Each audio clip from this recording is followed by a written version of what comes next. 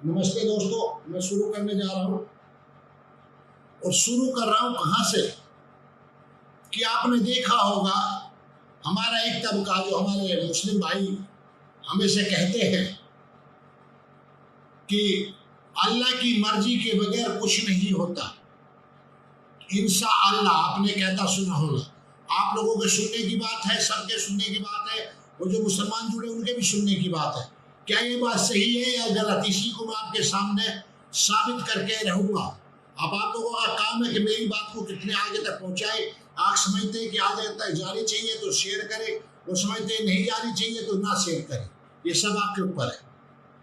तो इनका जो है तकिया कलाम भी है और एक अकीदा भी है, इनका पूरा विश्वास भी यही है कि इंशाअल्लाह जो अल्लाह करता है, अल्लाह की मर्जी के बगैर कुछ भी नहीं होता। मैं यहीं से शुरू कर रहा हूँ। कहते हैं कि अल्लाह की मर्जी से बिना कुछ भी नहीं होता। तो दोस्तों, आप खुद बुद्धिमान हैं, मनन करने वाले मनुष्य हैं, सोचने वाले हैं। आप सोचिए, जब अल्लाह की मर्जी के बिना कुछ नहीं होता तो इंसान में और अल्लाह में फर्क क्या रहेगा? फिर तो जो भी कुछ करता है अल्लाह ही करता है। बुरा होता है, बुरा करता है, कत्ल करता है, मारता है, रेप करता है, चोरी करता है, चपाटी करता है, जो भी करता है वो अल्लाह ही करवाता है। फिर तो अल्लाह ही करवाता, तो दोषी कौन हुआ? अल्लाह हुआ या इंसान हुआ? मुझे इस बात का जवाब कमेंट में दे। इंशाअल्लाह जो कहते हैं अल्लाह की मर्जी के बगैर कुछ भी नहीं होता, दोबारा दोहरा रहा हूँ, तो जो भी कुछ होता है अल्लाह की मर्जी से होता है। अल्लाह की मर्जी के बिना पत्ता भी नहीं हिल सकता, इनका ये अकीदा है। तो मैं इन लोगों से पूछना चाहता हूँ कि जो भी कुछ होता है, अच्छा बुरा गुनाह, जितने भी गलत काम होते हैं, व्यभिचार होते हैं, अत्याचार होते हैं, सब अल्लाह ही करवाता है। तो इंसान में और अल्लाह में फर्क क्या रह गया फिर? तो सब कुछ तो दोषी कौन हुआ? अल्लाह हुआ या इंसान दोषी हुआ? मेरी बात का जवाब दीजिए कि परमात्मा का ये काम नहीं है। परमात्मा आपका काम अलग है और अल्लाह का काम अलग है। मुझे इस बात का जवाब दे जानने वाले, कहने वाले, सुनने वाले सब लोग, और इस्लाम वाले भी, कि जब आपका अकीदा ये है कि अल्लाह की मर्जी के बगैर पत्ता नहीं होता, बार बार इसलिए दोहरा रहा हूँ कि आपके दिमाग में ये बात बैठ जाए, आप सवाल करें, क्वेश्चन करें उनसे कि आप बोलते हुए इंशाअल्लाह अल्लाह की मर्जी के बगैर कुछ भी नहीं होता, पत्ता भी नहीं होता, तो जो भी काम होते हैं गलत सही, जो भी व्यभिचार, चोरी, डकैती, मार काट, सब अल्लाह ही कराता है। जब अल्लाह की मर्जी से कुछ नहीं होता, अल्लाह जो चाहता है वही होता है, जो नहीं चाहता नहीं होता। तो जब ये अल्लाह चाहता है जब ही तो होता है। तो दोषी कौन हुआ? अल्लाह हुआ या इंसान हुआ? इसको ये भी नहीं पता अल्लाह को इंसान में और अल्लाह में क्या क्या फर्क है। और इसी बात को जो मेरे मुस्लिम भाई जो है मान रहे हैं और उसी पर चल रहे हैं, अपनी बुद्धि से सोचते नहीं है, मनन नहीं करते। आप बुद्धि दिए, आप इंसान बनाया, आपको मनन करने वाला बनाया आपको। आप पशु पक्षी थोड़े ही हैं, आप तो इंसान हैं, सोचने की बुद्धि दी है। और आप हर बात पे कहते हो, बेमतलब में कहते रहते हो इंशाअल्लाह इंशाअल्लाह इंशाअल्लाह। इसका मतलब भी तुमसे ही पूछा मैंने, तुम लोगों ने बताया कि अल्लाह की मर्जी के बगैर कुछ होता ही नहीं। जो चाहता है अल्लाह वो होता है, जो ना चाहे तो नहीं होता। तो फिर गुनाहगार कौन है, अल्लाह या इंसान? मेरे को जवाब देंगे लोग बाग। जो ऑर्डर दे रहा है वही दोषी हुआ। विनीत मावे जी कह रहे हैं जी हाँ, और रुद्रा जी भी कह रहे हैं अल्लाह। मुसलमान के मौलाना और मौलवी, जी हाँ, तो मुसलमान के मौलाना और मौलवी वो तो वो कह रहे हैं ना जो अल्लाह कह रहा है। तो वो सोचने की शक्ति नहीं है उनमें। क्या इंसान नहीं है वो? कि मतलब इसका मतलब तुम अल्लाह को मान रहे हो या अल्लाह को दोषी ठहरा रहे हो? इसका मतलब तो दोषी कौन हुआ? अल्लाह हुआ ना। फिर ध्यान से सुनो मेरी बात को, दोषी कौन है? दोषी कौन है? अल्लाह। परमात्मा ने, परमात्मा अलग चीज है, परमात्मा की अलग बातें हैं। मैं अल्लाह की बात कर रहा हूँ, जो परमात्मा की अभी बात बताऊंगा अभी आपके सामने। निर्णय आपके ऊपर होगा, आप जो सही समझे उसको समझे, उसमें मेरा कुछ नहीं होगा, आप लोगों को निर्णय होगा। मैं परमात्मा की बात अलग बताऊंगा, ये अल्लाह की बात बता रहा हूं मैं। जो अल्लाह को मानते हैं, जो अल्लाह पे यकीन रखते हैं। अब देखिए, अल्लाह नाराज भी होता है और खुश भी होता है, लेकिन परमात्मा का काम ये नहीं है। परमात्मा तो हमें हमेशा आनंद में ही रहता है। अल्लाह नाराज भी होता है, खुश भी होता है। मैंने एक मौलाना से पूछा, या आपने पूछा, किससे पूछा, भाई नमाज किस लिए पढ़ते हो आप? तो क्या जवाब देगा? भाई अल्लाह को खुश करने के लिए। तो इसका मतलब जो अल्लाह जो है नमाज पढ़ने से खुश होता है। और जब आप नहीं पढ़ोगे नमाज, उसको याद नहीं करोगे, उसका बखान नहीं करो, तो परेशान हो जाएगा कि आज तो लोगों ने मेरे को याद नहीं करा। तो मतलब अल्लाह परेशान भी होता है, यानी कि अल्लाह जो है परेशान होने वाला भी है, वो दुखी भी होता है, खुश भी होता है। काहे से खुश होता है? अगर आप उसकी बात मानो, यानी कि काफिरों को मारो काटो, तो वो खुश भी होता है।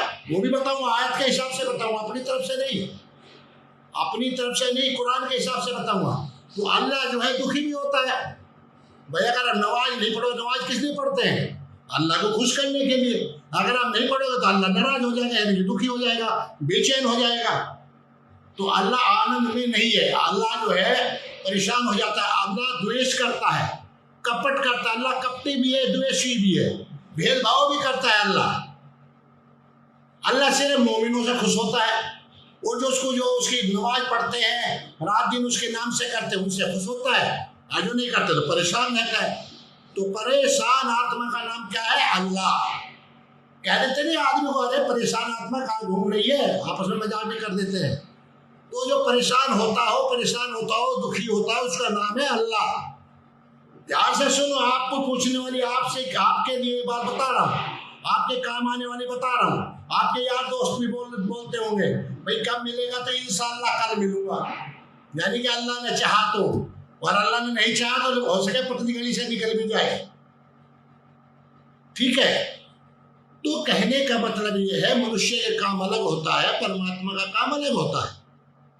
ये दोनों काम अलग है, लेकिन नहीं, ये मनुष्य है, और हम इन बातों को नहीं सोचेंगे क्या गलत है क्या सही है। हमें जो बताया जा रहा है क्या वो गलत तो नहीं? मैं ये बात मुसलमानों से पूछना चाहता हूँ, मुसलमानों से कहना चाहता हूँ, अपने भाइयों से, क्या आपको बुद्धि नाम की चीज है या नहीं? कि आप सारे दोष जो अल्लाह पे दे रहे हो, अल्लाह को याद भी कर रहे हो, अल्लाह को दोष भी दे रहे हो, फिर अल्लाह की बात मानते भी नहीं हो। फिर मैंने कई बार कहा, इसी बात में जोड़ देता हूँ, फिर परमात्मा की बात बताता हूँ कि अब ये कहते जो होता अल्लाह की मर्जी से होता, मैंने बहुत वीडियो में बताया। अब फिर ये अल्लाह पे विश्वास नहीं करते, अल्लाह को ही सब कुछ मानते हैं, अल्लाह के नाम से कहते हैं, इंशाअल्लाह बोलते रहते, सब कुछ मानते रहते हैं, और जब कुछ होता है अल्लाह की मर्जी से होता है। तो अब ये देखिए, अब ये अपनी बात पे अटल भी नहीं रहते। चलो अपनी बात पे अटल रह लो। अगर ये कुरान जो है ना, कुरान, ये जो कुरान है जिसको ये आसमानी किताब बताते हैं, अगर ये इस पे चले ना, तो ये 2 महीना जिंदा नहीं रह सकते। मैं गारंटी देता हूँ, 2 महीना। अच्छा 2 महीना मर गिर के रह भी गए तो 1 साल नहीं जिंदा रह सकते अगर ये इसी का पूरा पालन करें। अब देखो, इन्होंने कहा जो भी होता है अल्लाह की मर्जी से होता है, और उस पर बहस भी करते हैं, जिद भी करते हैं, अल्लाह की मर्जी कुछ भी नहीं होता। तो मैं बार बार ये भी कहता हूँ, भाई अल्लाह की मर्जी से सब कुछ होता है, तो फिर आप विश्वास करें उस पर। अल्लाह पे फिर विश्वास भी नहीं करते, उसकी बात भी नहीं मानते। मैंने कहा, कितनी वीडियो में भी बताया, मैंने एक ही नाम लेता हूँ, उसका नाम है नरेंद्र मोदी। मैं, भाई आप ये कहते हो जो भी होता है अल्लाह की मर्जी से होता है, उसकी मर्जी कुछ नहीं होता, तो नरेंद्र मोदी प्रधानमंत्री बना, तो आपके कहे से तो अल्लाह की मर्जी से बना। तो आप लोग जो अल्लाह को मानने वाले, सबसे ज्यादा नाराज गाली देने वाले मोदी को आप ही तो है, और थोड़ी कोई है। तो आप उस अल्लाह को गाली क्यों नहीं देते? उस अल्लाह के मारो सिर में लठ, जिसने मोदी को क्यों बना दिया। या उससे अपना ये बात कहनी छोड़ दीजिए, कह दीजिए अल्लाह तेरे बस की कुछ नहीं है। दोनों पे एक बात तो आपको माननी पड़ेगी, या तो उस पर विश्वास करते तो उसको मानो, और नहीं मानते तो उसको मारो लठ, भाई तू बेकार है। 2 ही चीज है ना, या तो उसको मानो, ठीक है भाई आपने जो हमें मोदी जी को दे दिया तो हम मोदी जी का सम्मान करेंगे, जिसको अल्लाह का आज्ञा का पालन करना हर मुसलमान का फर्ज है, हर मोमिन का फर्ज है, तो उसके अपनी आज्ञा, अल्लाह की आज्ञा का पालन करो। लेकिन आप नहीं पालन करते उसका भी, मतलब उधर की भी नहीं मानते, अल्लाह की भी नहीं मानते, और उल्टी बात का जो है सपोर्ट भी करते हैं। देखिए परमात्मा में अल्लाह में यही फर्क है, अल्लाह भेदभाव करता है। अल्लाह सिर्फ मोमिन और मुसलमानों के लिए है और किसी के लिए नहीं है। अल्लाह ताला कहते हैं सूरह बकर की, मैं बता दूं कौन सी आयत है, आपको बता देता हूं प्लीज। सूरह बकरा की आयत नंबर 154। ध्यान से सुनिए ये क्यों कही गई है, किसने कही गई है। और अल्लाह ताला की राह में शहीद होने वालों को मुर्दा ना कहो। देखो ध्यान से सुनना बात, अल्लाह ताला की राह में शहीद होने वालों को मुर्दा ना कहो, मतलब जो इस्लाम का प्रचार कर रहे हैं, जो अल्लाह का प्रचार कर रहे हैं, इस पूरी दुनिया में इस्लाम का ही झंडा फहराना चाहते हैं, उनके लिए अल्लाह ताला क्या कह रहे हैं कि इस्लाम की राह में, अल्लाह की राह में शहीद होने वालों को, यानी कि अगर मर गए तो उसको मरा मत कहो, वो मरा नहीं है। राह में शहीद होने वालों को मुर्दा ना कहो, उसे मुर्दा ना कहो, वे जिंदा है लेकिन तुम नहीं समझते। लेकिन तुम नहीं समझते कौन कह रहा है? अल्लाह ताला कह रहे हैं कि उसको जो है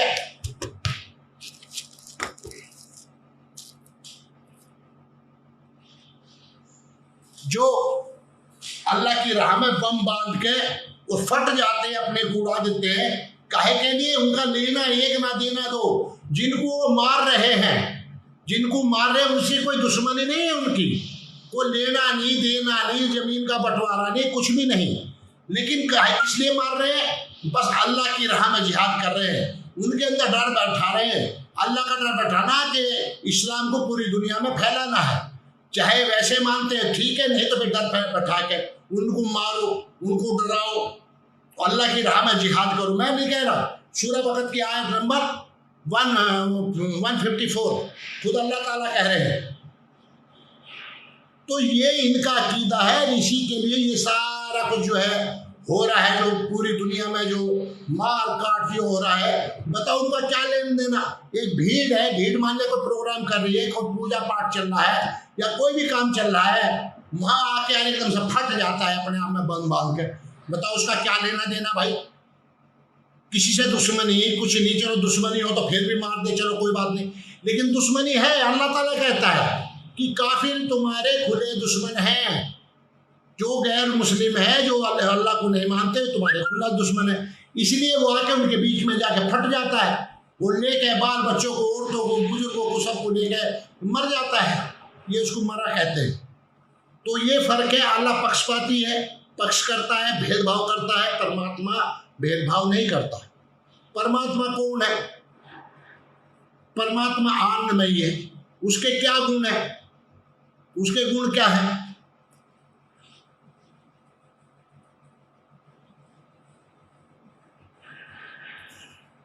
रूप, रस, शब्द, गंध और स्पर्श, ये 5 चीजें, इनसे परमात्मा दूर है, इनसे परमात्मा का कोई लेना देना नहीं है।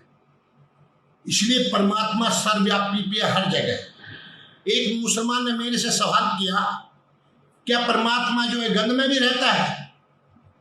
क्या उसको गंध नहीं आती? तुम कैसी बात करते हो? परमात्मा गंध में कैसे रहते हैं? परमात्मा कण कण में, जर्रे जर्रे में रहता है। उसके 5 गुण है, रूप, रस, गंध, शब्द और स्पर्श। उनको इन चीजों से कोई लेना देना नहीं, यानी कि उसका कोई आकार नहीं, शरीर नहीं है, उसको गंध और ये नहीं आती, उनको कोई गंध की छू भी नहीं सकती, जो वो निराकार है। ये परमात्मा के गुण बताए हैं। वो परमात्मा आनंदमय है, हमेशा आनंद में रहने वाला। ये नहीं, हमारे हिंदुओं में भी कहते हैं, हमारे हिंदुओं में भी कहते हैं भाई उससे परमात्मा खुश हो जाएगा, प्रसाद चढ़ा दो, ये कर दो, वो कर दो। नहीं, परमात्मा ना कभी खुश होता है ना नाराज होता है। अगर परमात्मा खुश और नाराज होगा तो परिवर्तन आएगा। वो परमात्मा अनुपम है। ऐसी देव ने कहा है कि परमात्मा अनुपम है, उसके अंदर कोई परिवर्तन नहीं आता, उसके अंदर उसके जैसा दूसरा कोई है ही नहीं, उसका कुछ भी बदलता नहीं है, वो जैसा है वैसा ही रहता है, इसलिए अंदर उसके अंदर कोई बदलाव नहीं आता। मान लिया आप कहें भाई हम यज्ञ करते हैं, यज्ञ करने से हमारे हिंदू या वैदिक सनातन धर्म को मानने वाले कि परमात्मा खुश होगा, नहीं, वो खुश होता ना नाराज होता। यज्ञ किस लिए किया जाता है? यज्ञ किया जाता है परमात्मा द्वारा बनाई हुई सृष्टि जो है, प्रकृति जो है, उसको उसकी रक्षा के लिए, उसका नियम का पालन करने के लिए।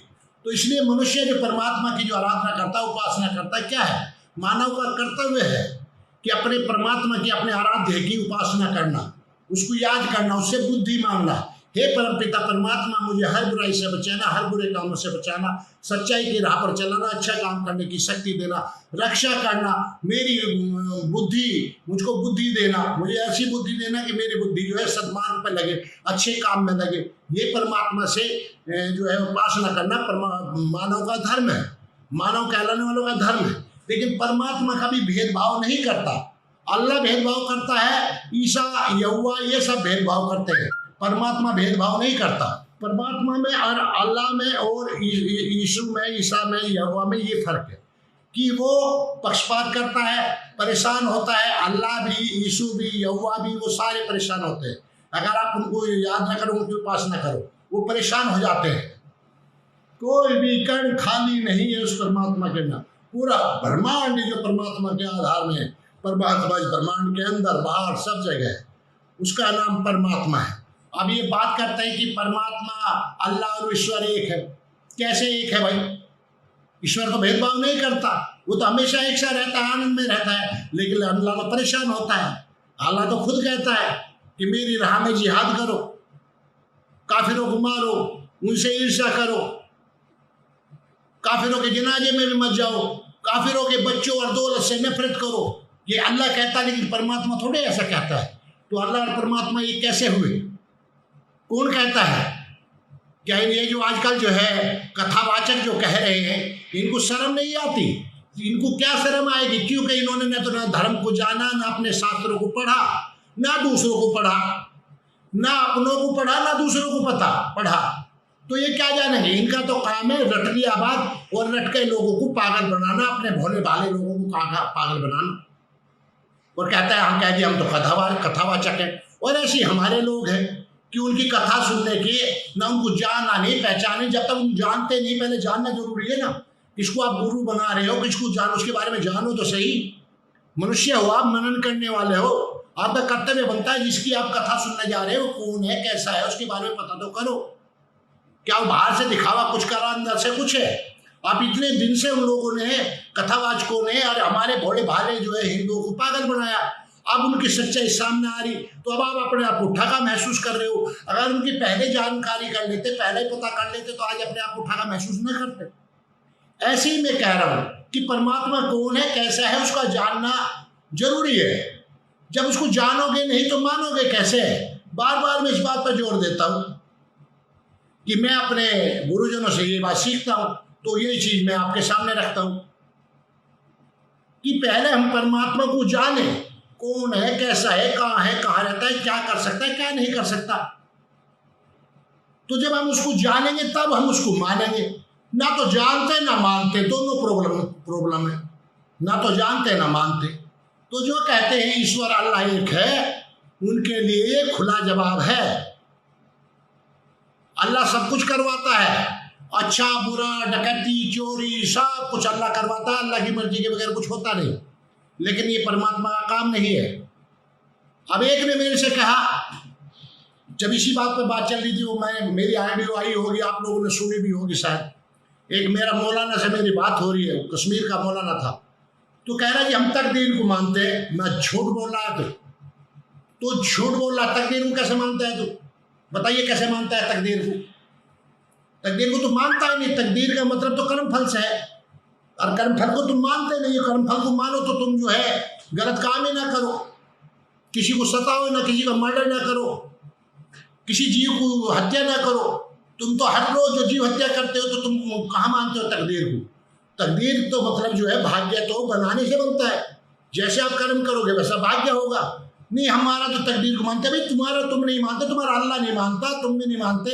जब पुनर्जन्म को ही नहीं मानते तुम, जबकि मानते हैं कुरान में, लेकिन तुम नहीं मानते, तुम्हारा अल्लाह नहीं मानता, अल्लाह को भी नहीं पता पुनर्जन्म के बारे में क्या है क्या नहीं। तो तुम तकदीर की बात कैसे कर रहा? तुम्हारा झूठ बोल रहा है, तो झूठ बोल रहा है। तकदीर तो तुम्हारे जैसे कर्म होगे वैसा तुम्हारा भाग्य बनेगा, क्योंकि परमात्मा अपनी तरफ से तो कुछ करते नहीं है।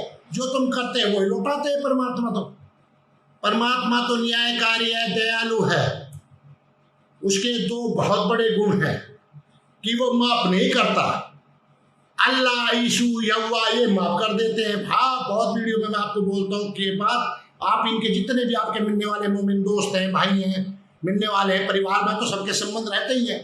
हाँ, उनको मना किया गया है कि कुरान में मना किया गया है कि आप काफिरों को दोस्त मत बनाओ, काफिरों से संबंध मत रखो। लेकिन फिर भी हमारे देश का एक सिस्टम ऐसा है कि एक दूसरे के बगैर गुजारा नहीं है, रहना पड़ता है। तो उनसे आप ये पूछ तो सकते हो भाई, अल्लाह तो ये कहता है, तो क्यों कहता है, तुम उसको क्यों मानते हो? या तो साबित करके दिखाओ कि जो होता है अल्लाह की मर्जी से होता है, और जो अल्लाह की मर्जी से हो रहा है तो उसको तुम मान नहीं रहे, उसको तुम गाली दे रहे हो। क्यों गाली दे रहे हो? तो ईश्वर और अल्लाह एक नहीं है, और यहोवा और अल्लाह दोनों एक से हैं, मतलब एक से हैं, मिलते जुलते हैं। लेकिन ईश्वर नहीं, परमात्मा नहीं। परमात्मा किसी के साथ भेदभाव नहीं करते।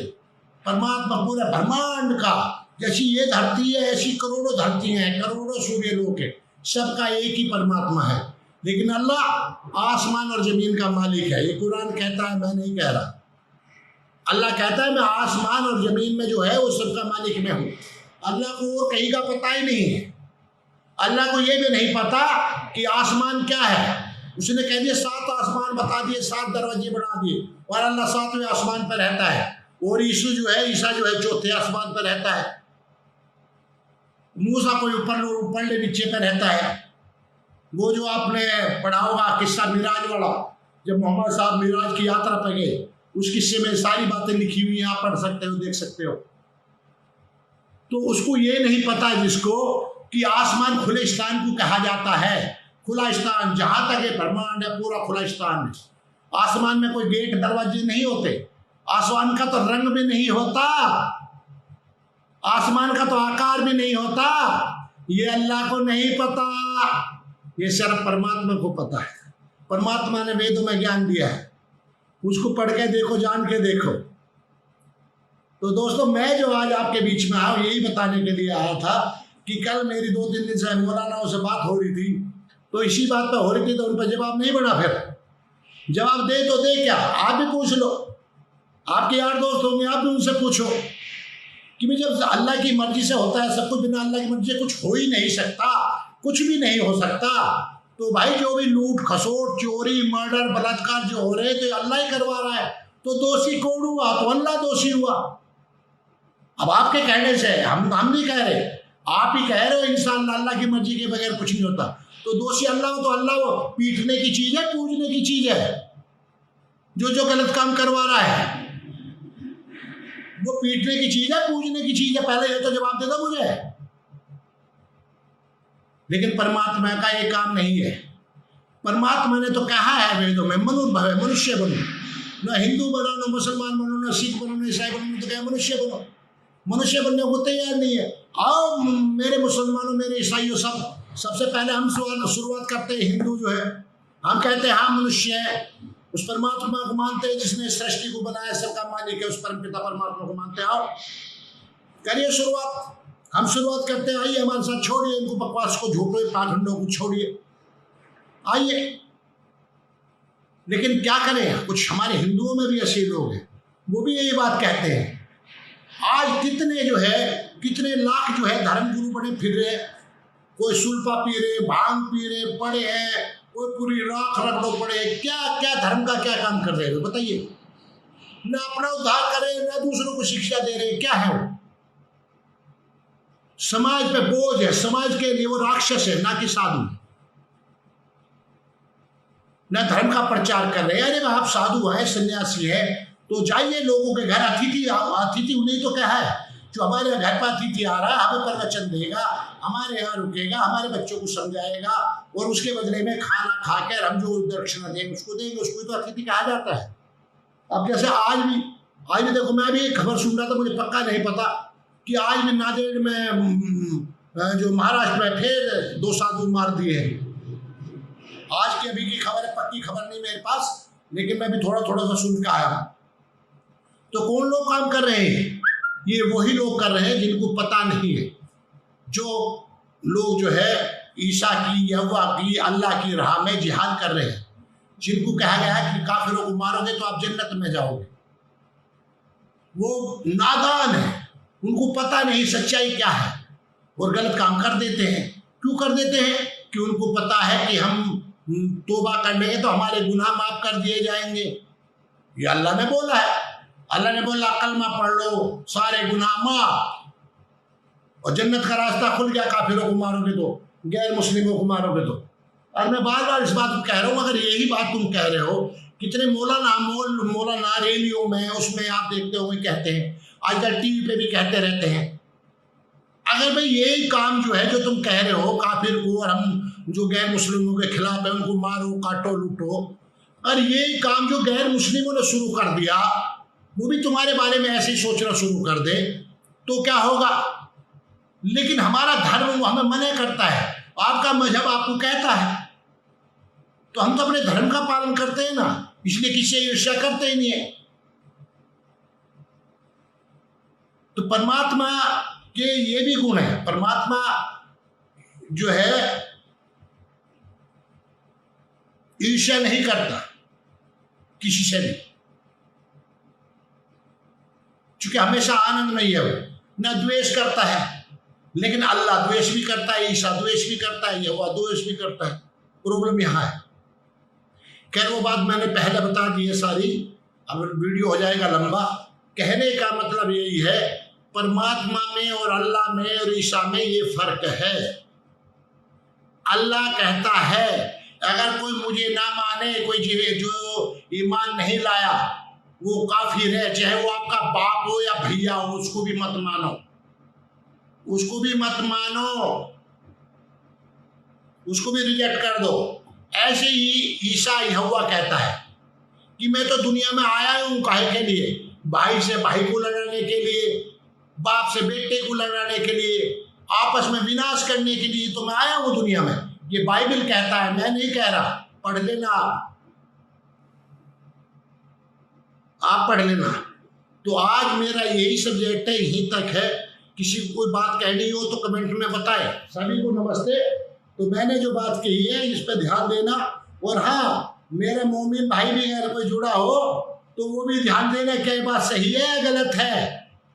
अगर आप ये बात सही कहते हो तो सारा दोष आप अल्लाह को दे रहे हो। दोषी कौन हुआ? अल्लाह हुआ। ध्यान कर लेना मेरी बात का। सभी दोस्तों को नमस्ते। भारत माता की जय।